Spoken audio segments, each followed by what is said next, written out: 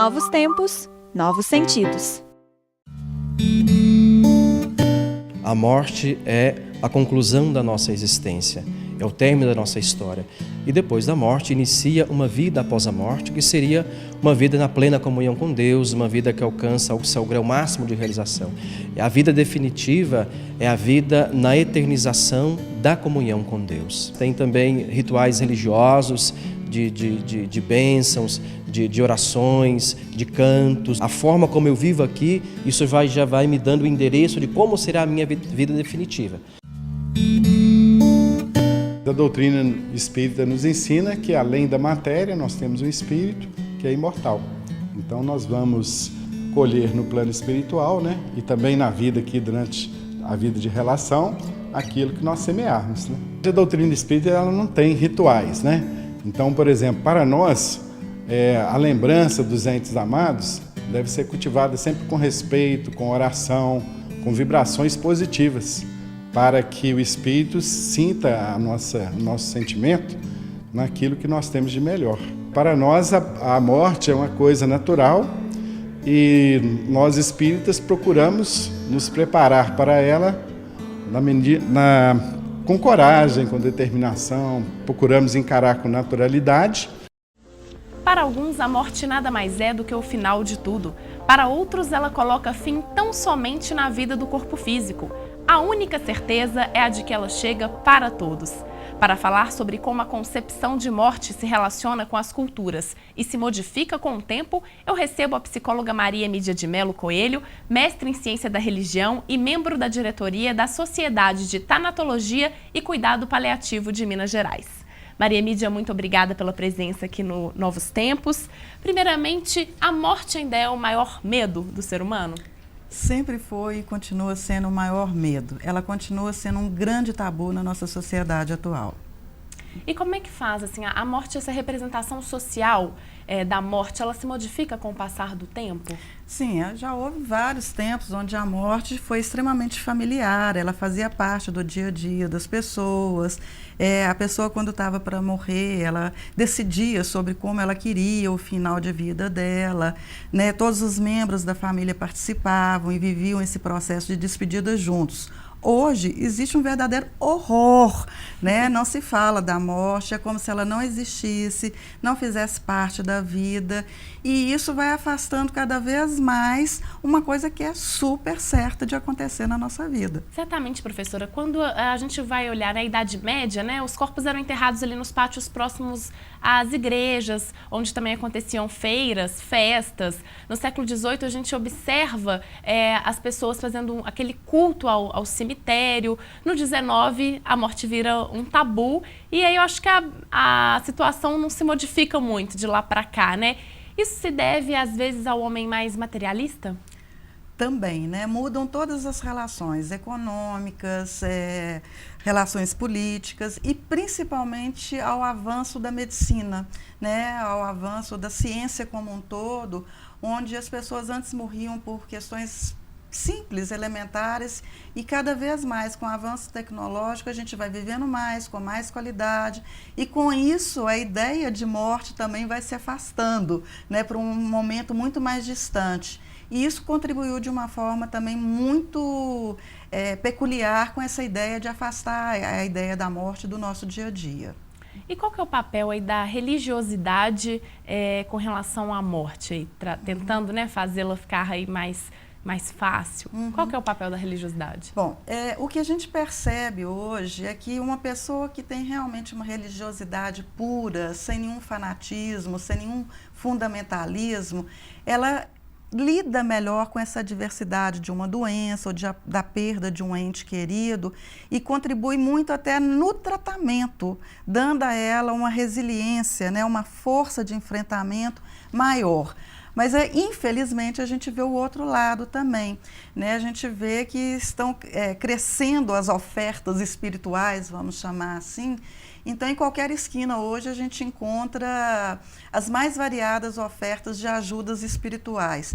E tem alguns autores que fazem até uma analogia, que da mesma forma que hoje a gente tem muita oferta de comida fast food sem qualidade, a gente está encontrando também muita espiritualidade sem qualidade e que, ao invés de ajudar, aliena a pessoa de si própria e do outro. Vamos aproveitar o assunto, vamos assistir mais depoimentos de religiosos trabalhando esse conceito de morte. A Bíblia diz que todas as pessoas irão morrer um dia. A Bíblia diz, tal como a nuvem se desfaz e passa, aquele que desce à sepultura nunca mais tornará dela. Nós somos pó e ao pó tornaremos.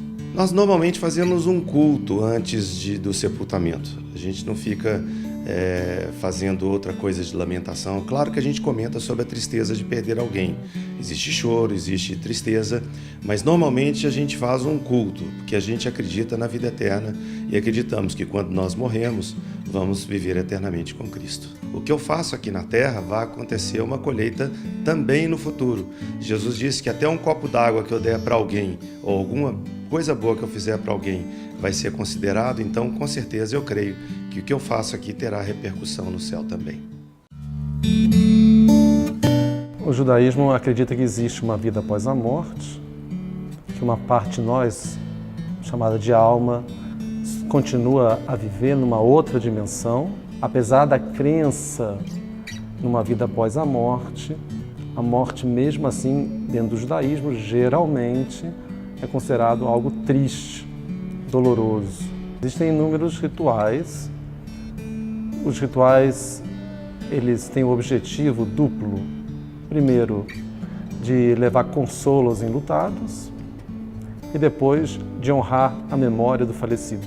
No judaísmo, o que nós realizamos nesse mundo influencia no estágio após a morte.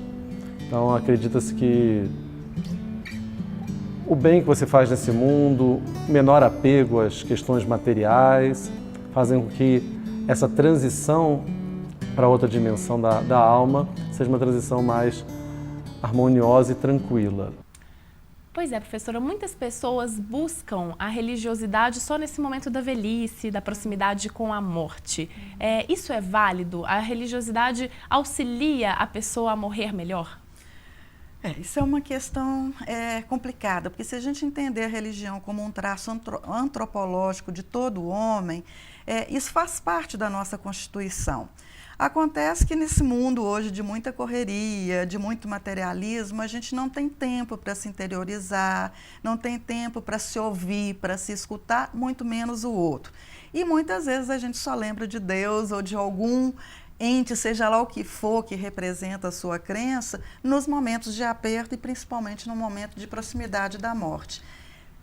Agora, a pessoa que tem isso internalizado e trabalhado dentro de si, enfrenta sim a morte com muito mais serenidade, com mais paz, com mais tranquilidade. Não deixa de sofrer, porque não deixa de ser sofrimento. Não é possível, né? Principalmente para quem fica, né? Porque para quem está morrendo, está se desligando dessa vida. Mas para os que ficam, principalmente, uma religiosidade pura, consciente e absoluta ajuda em muito a enfrentar esse momento. Seria aquela, então, que a senhora até chegou a comentar, sem o fanatismo, né? Sim. Mais raciocinada. Exatamente, né? É uma coisa mais internalizada, que eu costumo dizer que a espiritualidade tem muito mais a ver com a presença, com o amor, com a fidelidade, com a capacidade de escuta, de estar ao lado, que eu acho que isso é uma característica comum a todas as espiritualidades, vamos chamar assim. E vendo a espiritualidade também não conectada a um processo religioso, isso também faz parte. Então, tem pessoas que não seguem ou não professam nenhuma religião e são extremamente espiritualizadas. E a forma como se encara a morte também sofre influência cultural?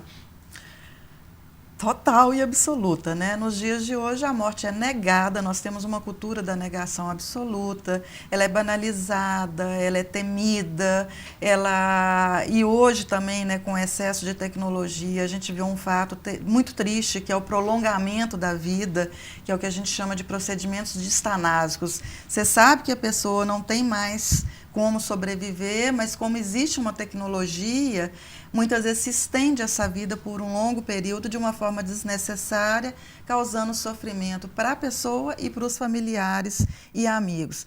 Mas a nossa forma de ver a morte é totalmente ligada à cultura que a gente está inserido. Então, os orientais acabam enxergando a morte de uma forma mais tranquila? Enxergam e vivem a morte de uma forma muito mais tranquila, né? Isso faz parte da cultura deles, desde o momento do nascimento, como uma parte integrante da vida.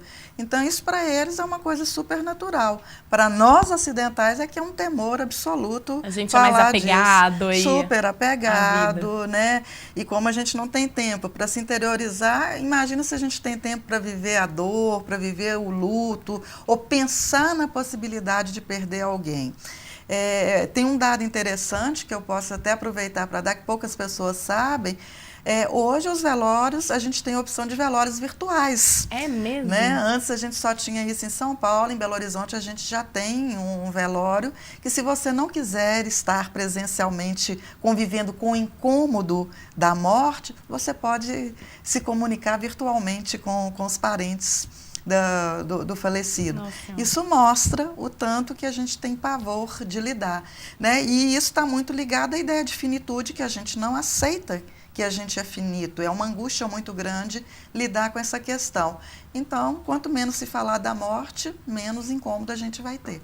O que é um equívoco, né? Porque é uma coisa certa na nossa vida. Pois é, para se ter uma boa morte é preciso uma boa vida? Tem algum segredo para se ter uma boa morte? É óbvio, né, que quanto melhor você vive, provavelmente você vai lidar melhor com a sua morte. E a gente vê, assim, através de várias pesquisas e observações, que quanto mais a gente aceita a morte como parte integrante da vida, mais fácil vai ser encarar o nosso final, que é inevitável, não tem jeito da gente fugir dele. Não tem Por como. mais que isso angustie, e angustia sim, mas se a gente lidar com a morte como uma coisa mais familiar, com certeza a gente vai ter um final de vida mais tranquilo. Maria Mídia, eu agradeço a sua entrevista, a sua participação aqui no Novos Tempos. Eu que agradeço a oportunidade de falar de um tema tão polêmico. Tá certo. Ok. Eu agradeço você que nos acompanhou. Continue ligado na nossa programação e entre em contato pelas redes sociais. Até a próxima.